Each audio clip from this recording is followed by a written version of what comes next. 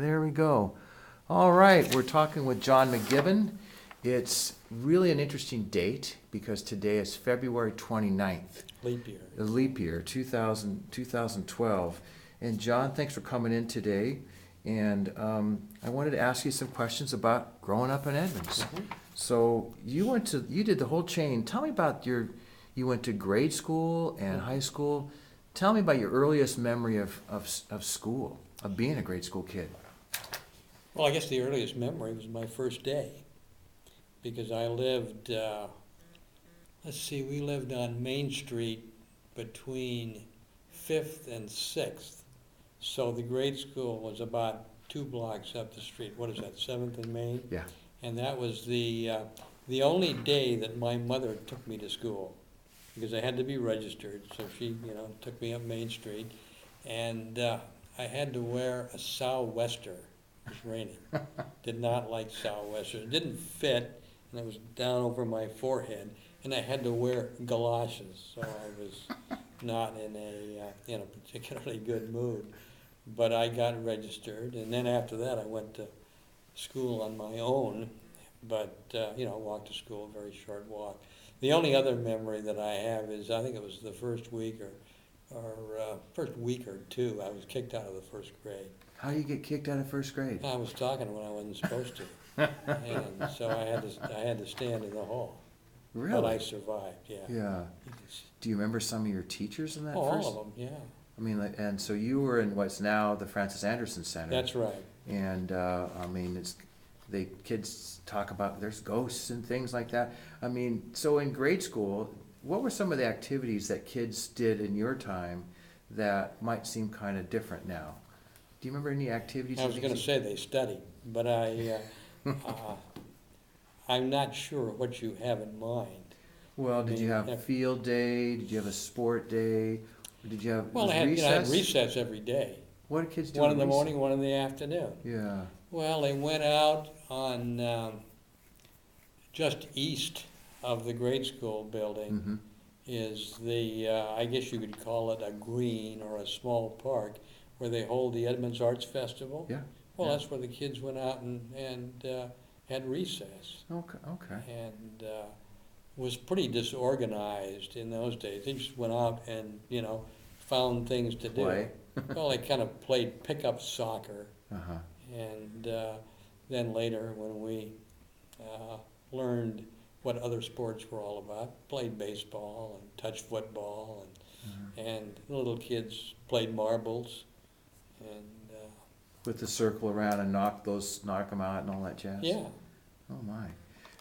Growing up in Edmonds at that time when you were a grade school kid, when school was out in 1st through 6th grade, what did kids do around town? Did they go down to the beach or did they have chores, or what do you remember kind of about those? Well, you went home, and I always lived within walking distance of the school. Yeah. And, you'd go out and play, and you could play in people's yards, Mm-hmm. especially if you were a little kid. You used to play hide and seek or kick the can in the street. And I remember for a short time they played that. I lived on 3rd Avenue after I was in I guess I moved down there when we were in the 2nd grade, or I was in the 2nd grade. And we played kick the can on Bell Street between 3rd and 4th.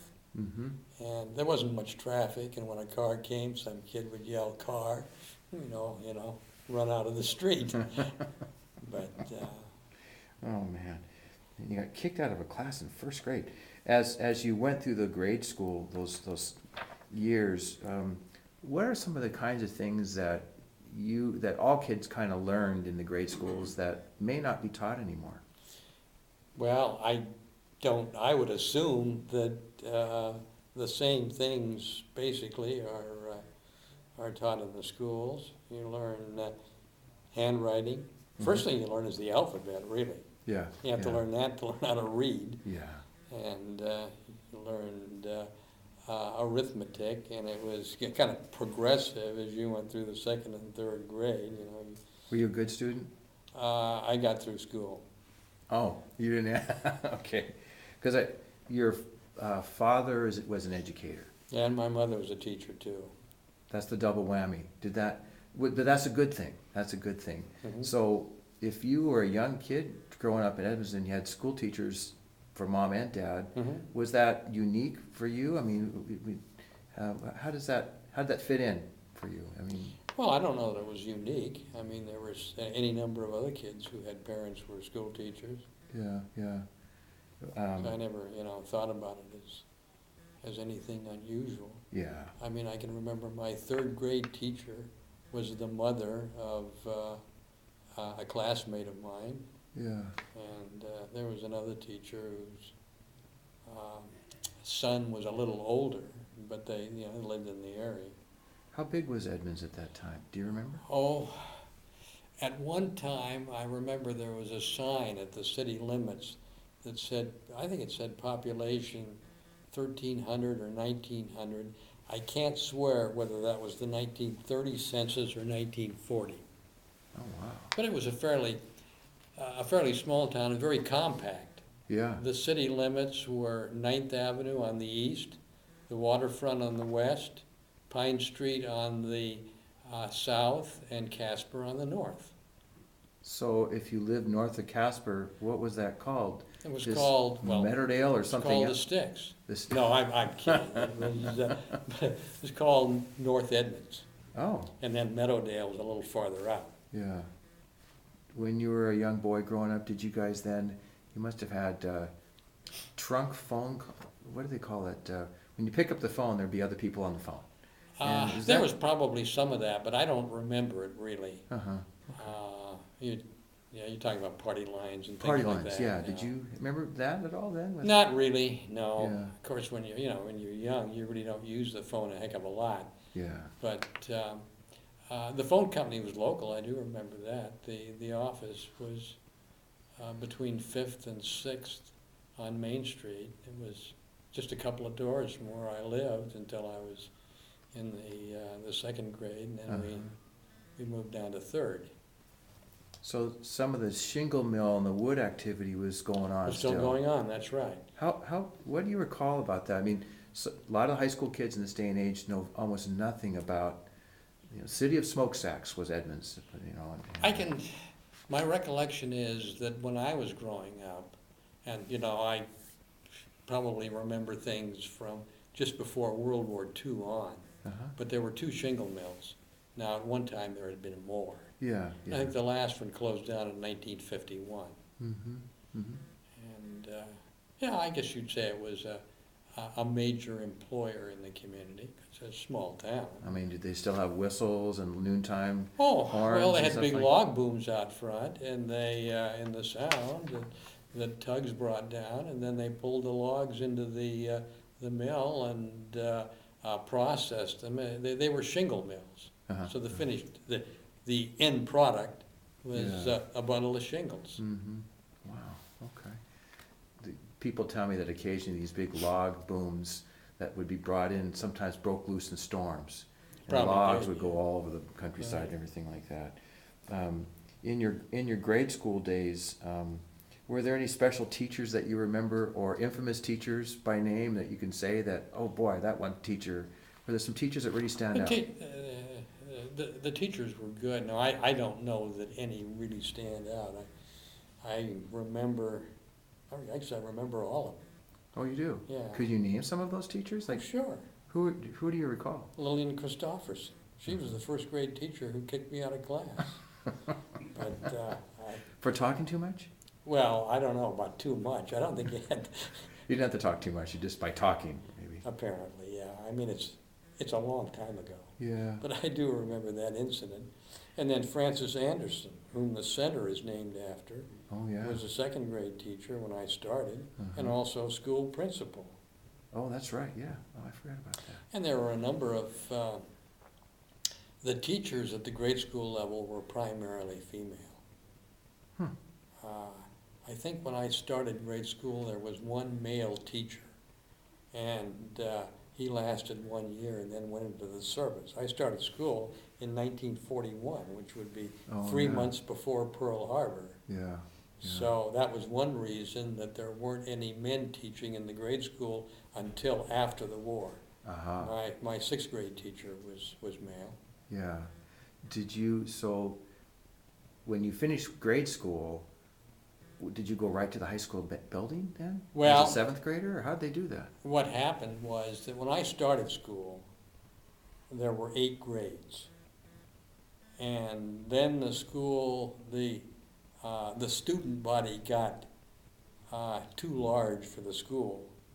So they moved the 7th and 8th grades down to the high school building.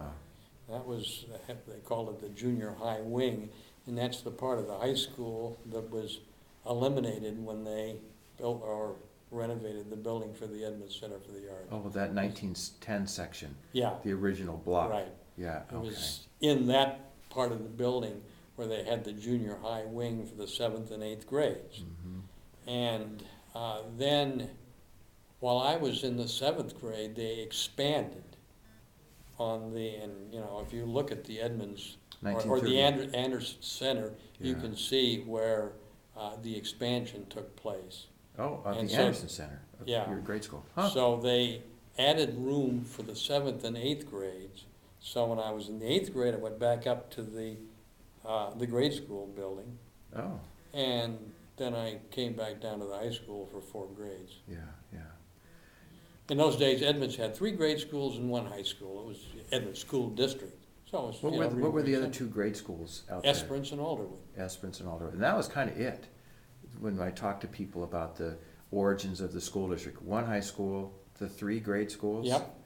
And how did everyone get to school? I mean, what do you remember kids? Well, if you How did they all couldn't get to walk, school? they had a bus system. Yeah, So everybody who was outside of walking distance took the bus, yeah, took a school bus. yeah, yeah. 196 must have looked different in those days. I imagine so, yeah. Yeah. Wow, wow. And so let's shift a little bit to the high school time. When you went to high school, so you was it a 4 grade, like 9, 10, 11, 12? Right. And tell me what you remember. Who are some of the teachers you remember as in the high school? Because I think maybe your dad could have been there at that time. No, No? he taught from 1930 to 1942, Uh-huh. and then when the war started, he could make more money working in a shipyard, so he left education, Oh, no kidding. worked up in Everett. Yeah. And then a little manufacturing outfit started on the Edmonds waterfront called Pointer Willamette. And they had some, minor league defense contracts. They built some barges for the Army, and then during the Korean War, they built submarine nets. Uh-huh. And so that was a lot closer to home. So he came down and worked for that organization, and was a senior manager there. And it was the headquarters, I guess you could say the office Mhm. for this company was where Arnie's Restaurant is now located.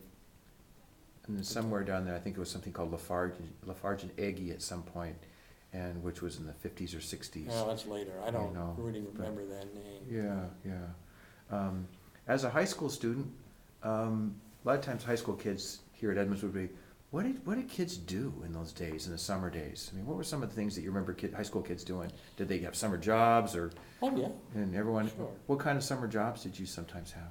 Well, I went to work down at Pointer Willamette when I was 16. My father got me a job down there Yeah, because he thought I should work as soon as I qualified for a Social Security card. yeah, And I just kind of did odd jobs down there and stayed out of the way, worked in the tool room and stuff. That was during the summer. yeah. Before that, I'd been a paper boy.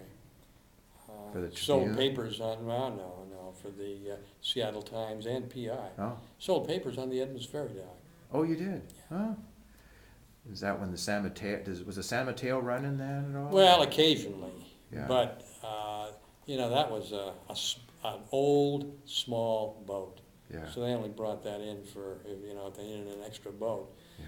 But it was they used the boats that were just recently decommissioned. The boats that had been bought by at that, when I started selling papers down there, the ferry system was a private operation called Blackball Ferries. Mm-hmm. And they also had a Canadian operation. Well, in the early 50s, I'm going to say 1951, Mm-hmm. the state bought out the Puget Sound part of Blackball Ferries. And, but they used these boats that had been built in the Bay Area and had been used on San Francisco Bay, and then they were bought by Blackball and brought up here. I think the Klickitat, Nisqually, they gave them Indian names. Oh, yeah. When they brought them up here. Klickitat, Nisqually, I remember Illahee, those. Quinault, Uh-huh. and some of those were just taken out of action a year or two ago because they were considered unsafe. But Of the, in your high school years, were there particular subject areas that you enjoyed more than others? Any particular teachers that you had that you really remember for whatever reason? well, yeah, there were a number of teachers that I probably enjoyed history more than other courses, but I took all of them. Yeah, You may have heard the name Stu Smith. absolutely. One of my Yep. history teachers. Yep. Yeah. Frank Cunningham I know, yeah, I knew Frank. was my geometry teacher. As a matter of fact, I had him in that course the first year he taught at Edmonds High School, Huh. which would have been, I guess, the fall of 1950. Mm-hmm, mm-hmm, And Bill Phillips, who still lives here in town, mm-hmm, chemistry and physics teacher. mm-hmm. And then there were, a number of others that you might not Yeah. be familiar with. Why history? Just you just liked history? Yeah. Okay. Is there so as a high school student, were there areas and things that you, by junior and senior year, areas that you thought, I might go into that as a job after high school or work after high school? I mean, how did you evolve into your career and your occupation? Well, I guess when I got out of college, then I went into the Army, and I got out of the Army, and I was looking for a way to pay bills, and I applied at the largest employer in the area and didn't expect to stay there, but did for about 35 years. Boeing? Yeah. Okay. What kind of work did you do at Boeing? Well, I was a finance manager. Uh-huh. Did you then continue, because have you always then lived in the Edmonds area this whole Yep. time period? Yep. What was it about, there's so many people that do that. What was it about Edmonds that you're gonna stay? Well, I guess it was, I could use words like familiar, convenient, Uh-huh. pleasant. Uh-huh. I guess I never thought of or discovered another place where I'd rather live. Yeah, yeah. And I guess over the years I've thought of some of the places in this area where I could live and, that would be acceptable. Mm-hmm. Fort Townsend, West Seattle, and that's about it. Yeah, yeah. Never had a desire to live on the east side, Bellevue, or any of those places. Uh-huh. In the Edmonds School District, you, from time to time, probably run across buddies who went to school with you by staying here in town. Do you run across people, friends of yours, that come back and forth and? Well, I occasionally run into some people who still live in the area. Yeah, yeah. Now, at some point, did you meet a wife, get married? I even got to that point, because I have some questions in that category, but kind of, what were some, let me back up. You were in the Army? Yeah. What time period? 1958 to 1960. I did not check off during wartime on Yeah. that form, but I was in the Army during peacetime. What kind of, where were you stationed and kind of? Fort Ord and Fort Benning. Okay. What kind of got you to that point? Just thought, I think I'll try some time in the military? I didn't try it, I was drafted. Oh, you were drafted, okay. Right. But there wasn't any particular You conflict? can tell what era he's from. Yeah, exactly.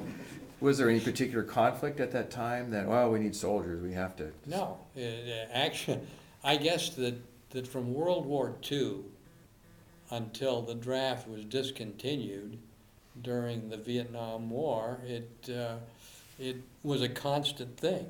Huh. And I would say that the majority, that means over 50% of males who didn't flunk the physical, served in some branch of the military, either enlisted or were drafted. Never even thought of it. Yeah, and you're right. In my generation, that didn't kind of pop in our heads. So were there a number of your buddies that went to school, you went to school with the same sort of thing? Well, Drafted? as I say, it was fairly common. Wow.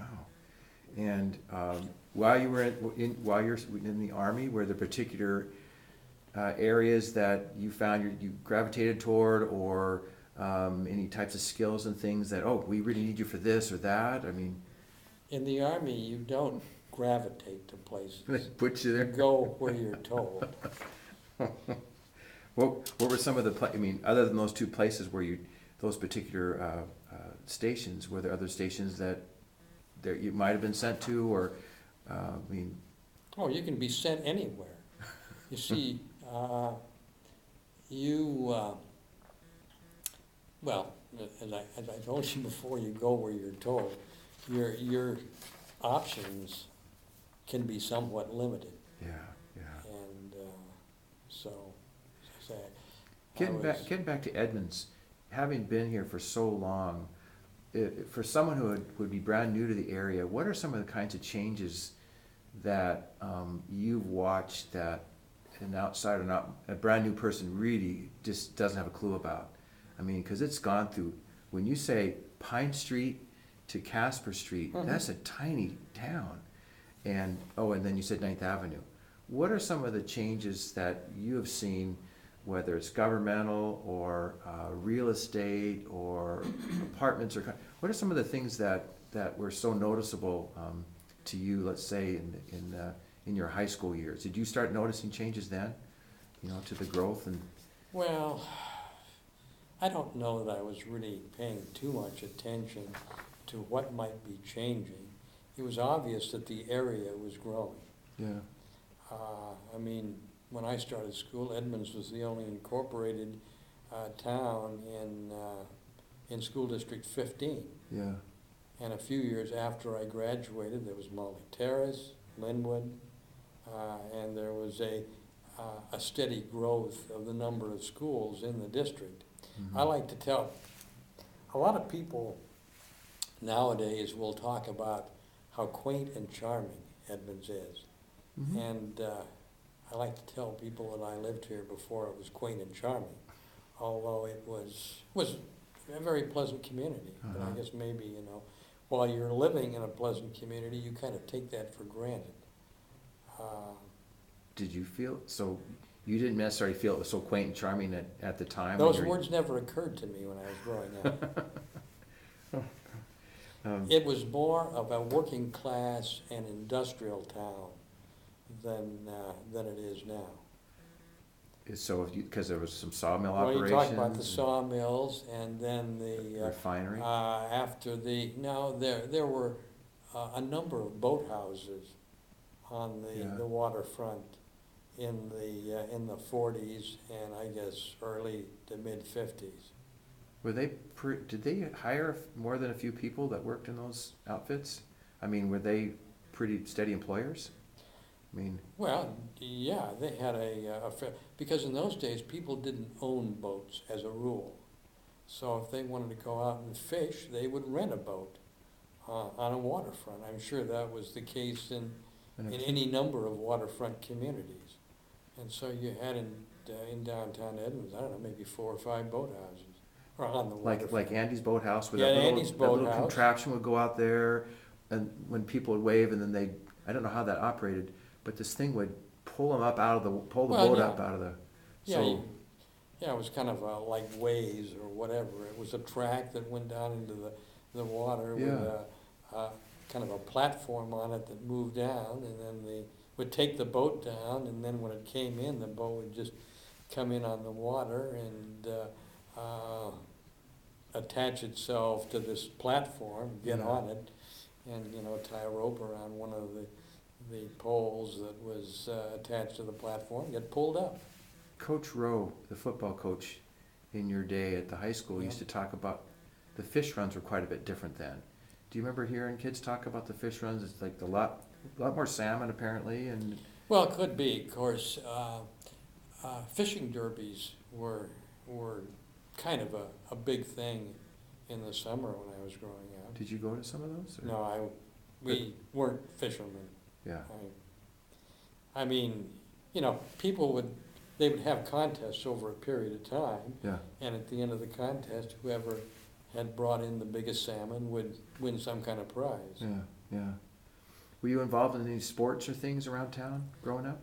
No, I wasn't. And I was in a number of activities in high school, Yeah. but not in athletics. Do you remember in those years of high school, every once in a while, look in some of the old yearbooks about some of the things that they did in different kinds of classes and stuff, and there was like radio club, there was a glee club, and this goes back even to they had those through the 40s and in the 50s and things like that, where the school was kind of like the center of what was happening in town. Mm-hmm. Were some of the school events really pretty big deal in town, like a football game on a Friday night, or Oh, yeah. and Yeah, that was football and basketball were fairly big deals, yeah. and they used the school buses to bring the kids in to watch the games. Yeah, so you would go to the games in that Oh, wooden yeah. bleachers down there at Yeah, the Civic Center, right. and people would whoop it up, and was kind of like the thing in town, wasn't it, I guess, on a Yeah. Friday night? Yeah, big deal. Yeah, And then they had teen dances after the games, what they called the canteen, which was held in the Edmonds Masonic Lodge, which is on Dayton, just east of Fifth Avenue. so that was where the high school dances would be held, in Masonic Well, Lodge. that was where the dances were held after the game. They had it every Friday night. Every Friday night? Yeah. Wasn't just after games, really. Yeah, but there was always something going on there on Friday nights. Well, as I recall, yeah. Yeah. Oh. High school kids often ask, "What did you guys do in Edmonds? It's just boring." I mean, so there were dances every Friday night. Where there, it seems to me there were a couple soda shops down in Edmonds. That one called Benz's, maybe Well, in there your were, day. And you know Ted Neff? yes, Well, that was run by his in-laws, yes. and his wife's Beverly Benz. Okay. So her parents ran Ben's Confectionery, Uh-huh. which was kind of like, it had a soda fountain Yeah. and something like a 7-Eleven Uh-huh. and a magazine rack, so on and so forth. They actually had on Main Street between 4th and 5th, 3 soda fountains. I only knew the one. Well, they had, you know where the theater is? Yep. Okay, across that little alley Yeah. to the west, Uh-huh. they had another soda fountain, Huh. a place called Hoffer's, Uh-huh. also known as, I think, Petey's Place. And then on the, let's see, the southeast corner of 4th and Main, Uh-huh. there was a drugstore. Swanson's drugstore or pharmacy or whatever, and he had a soda fountain Huh. Did you go to the theater once in a while? all the time, all the time. The Princess That's big Theater. activity. And it was within, in walking distance. Well, they had 3 shows a week. 3 different shows? Oh, yeah. They had one Sunday, Monday, and Tuesday, Mm-hmm. one on Wednesday, and then another one Friday, Saturday, or Thursday, Friday, and Saturday. Did they start with a cartoon? Oh, and they had the short subjects. Yes. Had newsreels were a big deal in those days because you didn't have TV. Yeah. What? And so that was the source of news, and they had cartoons Uh-huh. and some short subjects of one kind or another. Were the kids good in the balcony? Uh, Behaved? well, Sometimes? they survived. I mean, the theater survived. Were there 4th of July celebrations in Edmonds Oh, when you were yeah. growing up? What Yeah. did they do for 4th of July? Well, they had a parade and they had a fireworks display. Sometimes at the waterfront, or usually at the waterfront? No, I think the fireworks displays primarily were at the Edmonds, the Edmonds High School football. Oh, the football field. Yeah. Okay. Okay. Actually, that's where they conduct them now. Yeah. They kind of But, came back, I guess. But people would, it was a smaller community, so people would just get out and watch. Yeah, yeah. Probably didn't have those during the war years because that, fireworks wouldn't be available. Yeah, yeah.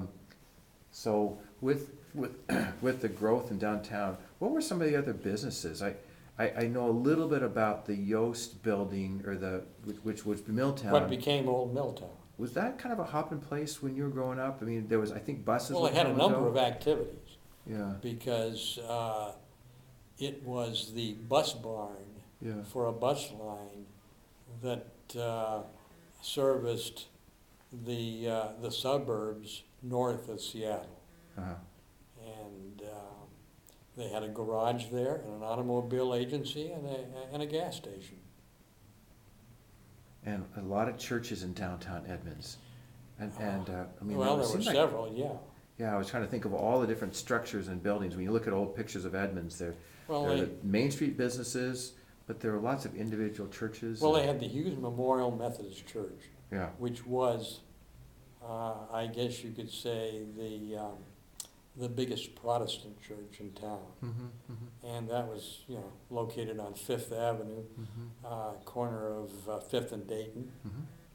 And there was the Baptist Church, which is still in its, on Fourth Avenue. well, it's on Fourth and Bell. How were the city services when you were a high school kid? Sometimes I'm thinking about the police response and fire department and. Well, they had a I mean- volunteer fire department, which was pretty Volunteer? effective. Yeah, all volunteer when I was growing up. Were they able to get to everything and? Pretty much, because the majority of the volunteers worked in Edmonds. Oh, So when they heard they had a fire siren on top of what is now the museum, yeah, which was the library in those days with City Hall underneath. And when there was a fire, somebody'd call it in, they rang the fire siren, and all the guys who were in the volunteer department just dropped what they were doing and ran down to the fire. They kept the fire truck at what is now Old Milltown in the garage there. the fire truck was in the garage? Yeah, Did they have just one fire truck and? yep, as I recall. Huh. Do you remember a jail in the, Yeah, it was, Carnegie Library? yeah, the jail was next to what you'd call City Hall under the library. yeah, and City Hall was out of the first floor of the library? Well, and yeah, it's almost like a daylight basement in a Yeah. way. Like, The like mayor's door office? is on one side of the stairs Yep, that leads up to the what's now the museum and was the library, and that's where they had city council meetings. wow, They didn't have much of a staff, but they had a city clerk there. yeah, huh, oh, wow. Do you, as a young boy growing up, do you remember much about the changes in, like transportation? I mean, cars, the gasoline was pretty cheap, or I should say relatively cheaper. So for teenagers, was your folks liberal with the car? Hey, go ahead and use it on a Friday night? In or- many cases, yeah, Yeah. in many cases. Okay, There were probably a lot more cars in the community after World War II than during the war. But oh, do you remember some of the belt tightening during the war? Is that kind of Oh, still in yeah. your memory about how it really Sure. had, what were some ways that you saw the community had to kind of like really button down? well, on there were things? a lot of things that were not available. There were a lot of commodities that were rationed. Shoes, for instance, sugar. Shoes? And, offhand, I can't remember all of the things, but people had ration books and little, Yeah, and in effect, families had quotas for these various materials that were rationed. Huh. And then there were all kinds of drives to support the war effort, scrap drives, paper drives, I think rubber. Although there probably wasn't much spare rubber around. Huh. Do you remember your folks talking about that a little bit, or About the rationing? about the rationing? Oh, yeah, and what you did in school was the kids would buy war bonds. The kids would buy war bonds? Oh, yeah, and you had these little books where I think you'd cost 25 cents or something like that for a stamp, Yeah. and you'd fill it up. I think the basic bond was cost $18.75 or something like that for a $25 war bond. Oh, I see. And then over time, then Yeah. it would mature and all that. Oh, wow. We're down. We're down to, like, we've got about 5 more minutes. There's so many different tangents I think about because you've lived and breathed Edmonds all these years. Think for a second about what are some of the other types of, Edmonds has been your hamlet, your place to be and everything. What are other kinds of things that you think have been really important to you about living in Edmonds? Because you've commuted from Edmonds to your work, and you've always stayed here. What other kinds of things, as growing up or all through your life, that I just had to stay here? I mean, what else kind of was it about Edmonds that you saw other places? Well, it was a very pleasant community that was within very easy commuting distance of a large city. And it was a pretty easy commute because you worked at Boeing. Did you go to Everett or No, Painfield? I worked in South Seattle and the Kent Valley and Bellevue. From and Edmonds? Renton, yeah. Must have been So I had a pretty fairly good. long commute. Yeah, the Yeah. only place I didn't work for Boeing was Everett, Oh, which of course didn't come into being until, I guess, yeah. the late 60s or whatever. Yeah, yeah. But yeah, the commute took a little bit of time, but there are some things that I haven't mentioned that might surprise you. There's some Uh, yeah. What are some things that if I barely know, I've known you now for about 45 minutes. What Yeah. are some things like you should have asked me about this one. Tell me about some other things that I probably needed to have asked you. Well, I don't know what you need to ask, but one thing you were talking about during the war, Yeah. and one thing that probably a lot of people wouldn't guess was that there were air raid wardens in Edmonds. Did you guys this is what, had to do mandatory blackouts or something rather? Well, they, for a while, I don't know about mandatory blackouts, I can't remember, but I think there were some people with black eye shade or black window shades, and when they were, I don't know that they were often used, I just can't remember. But on the ferry dock, there was a tower, and for a couple of years, people would go down in the night, man that tower, looking for enemy warplanes. Oh, you're kidding. Now, probably around 1943 or early 1944, they said, hey, we aren't going to be attacked by the Japanese, so they get away with that. But, my father did that for a while. Oh, no Was an kidding. air raid warden, yeah.